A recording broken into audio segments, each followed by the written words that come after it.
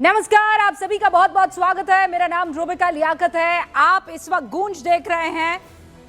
क्यों भैया 4:51 पर हम कहाँ आए हैं? 4:50 देश की जनता जो है वो गूंज कार्यक्रम देखना चाहती है। तो चलिए भैया, माफी इस बात के लिए। वैसे शीतकालीन सत्र की हंगामेदार शुरुआत हुई और अब खबर ये आ रही है कि बिजनेस एडवाइजरी कमेटी की बैठक के बाद सरकार संसद में चुनाव सुधार पर चर्चा के लिए तैयार हो गई है। चर्चा के लिए मंगलवार का दिन मुकर्रर किया गया है। अब ये किसी ने नहीं बताया है कि चुनाव सुधार और एसआईआर कितने मिलते जुलते हैं और चुनाव सुधार और एसआईआर कितने अलग अलग हैं। आप एक बात समझ लीजिए, ये जो बातचीत हो रही है कि चुनाव सुधार पर सरकार चर्चा के लिए तैयार हो गई है, तो ये चुनाव सुधार क्या, इसका काम सरकार के हाथों में होता है, जबकि ये जो एसआईआर है इसका काम चुनाव आयोग का है। शब्द की टेक्निकलिटी को समझिए। और इस की जो टेक्निकलिटी है वो बहुत महीन है, क्योंकि चुनाव सुधार से जुड़े बिल संसद में पास करना या करवाना सरकार की जिम्मेदारी है। ठीक है, जैसे वन नेशन वन इलेक्शन, उसके मुद्दे पर आम सहमति बनाने की कोशिश अभी जारी है। देश में चुनाव सुधार से जुड़ा ये सबसे अहम मुद्दा है। एसआईआर की पूरी प्रक्रिया से सरकार का कोई लेना देना नहीं है। मैं फिर आपको क्लियर कर देती हूँ। पिछले मॉनसून सत्र में भी आपको याद होगा सरकार ने क्या कहा था कि एसआईआर चुनाव आयोग करवा रहा है, हम नहीं करवा रहे, तो भैया हम कैसे वकालत कर दें, हम कैसे संसद में ये बात रखें, है ना।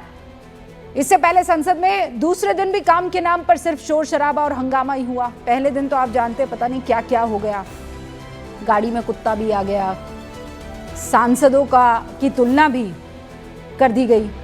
2 दिनों में लोकसभा में काम होना तो चाहिए था औसतन 12 घंटे, लेकिन पहले दिन 44 मिनट काम हुआ, दूसरे दिन 30 मिनट काम हुआ। और ये सब जब काम हो रहा है तो याद रखिएगा, आपके पॉकेट से पैसा जा रहा है। ये इन सब का पैसा नहीं है, ये आपका दिया हुआ टैक्स पेयर्स का पैसा है। बाकी सारा टाइम हुआ क्या? हंगामा, शोर शराबा।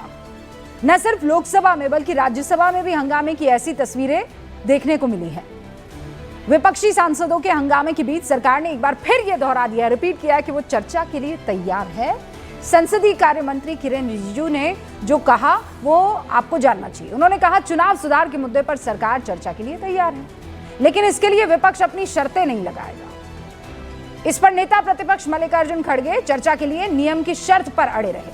खड़गे 267 जो है उसके तहत चर्चा की मांग कर रहे थे, यानी सारे लिस्टेड मुद्दे किनारे कर दिए जाए, सिर्फ एसआईआर पर ही चर्चा हो। दैट्स व्हाट इट सेज,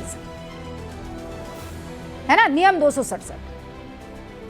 एक तरफ एसआईआर पर संसद में संग्राम चल रहा है, दूसरी तरफ सुप्रीम कोर्ट में इससे जुड़े 2 मामलों पर सुनवाई हुई। पहली बात अवैध रोहिंग्या की। मामला अवैध रोहिंग्या यानी घुसपैठियों का है, तो कहीं ना कहीं एसआईआर से जुड़ ही जाता है। अवैध रोहिंग्या पर सुप्रीम कोर्ट भी पूछ रहा है कि क्या इनके लिए रेड कार्पेट बिछाया जाए, है?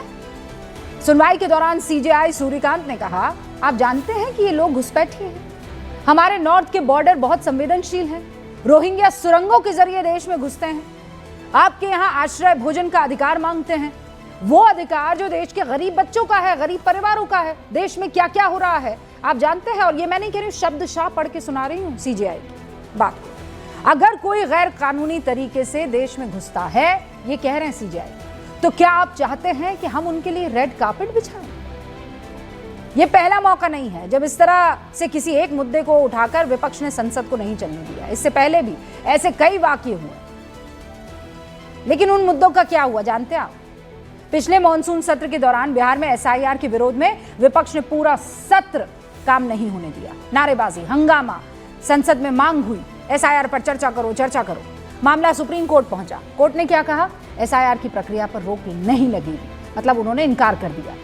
फिर बजट सत्र 2025 क्या देखने को मिला? जब वक्फ संशोधन बिल का विरोध हुआ, बिल पास हुआ, मामला कोर्ट पहुंचा, नतीजा सुप्रीम कोर्ट ने पूरे वक्फ संशोधन अधिनियम 2025 के क्रियान्वयन पर रोक लगाने से इनकार कर दिया। लेकिन उसमें बदलाव किए गए, नो डाउट अबाउट इट। अब थोड़ा और पीछे ले जाती हूं आपको, जुलाई 2024 मॉनसून सत्र, दिसंबर 2024 के शीतकालीन सत्र, जब अडानी ग्रुप हिडनबर्ग की रिपोर्ट सामने आई, जिस पर संसद में हंगामा हुआ, संसद में काम ठप हुआ, मामला सुप्रीम कोर्ट पहुंचा। ये सारे मामले सुप्रीम कोर्ट पहुंचे हैं। इस पर कोर्ट ने क्या कहा? बिना ठोस सबूतों के मीडिया में थर्ड पार्टी की रिपोर्ट या किसी संस्था पर भरोसा कैसे कर सकते हैं आप? नहीं किया जा सकता। इनके पास कोई ठोस सबूत नहीं है।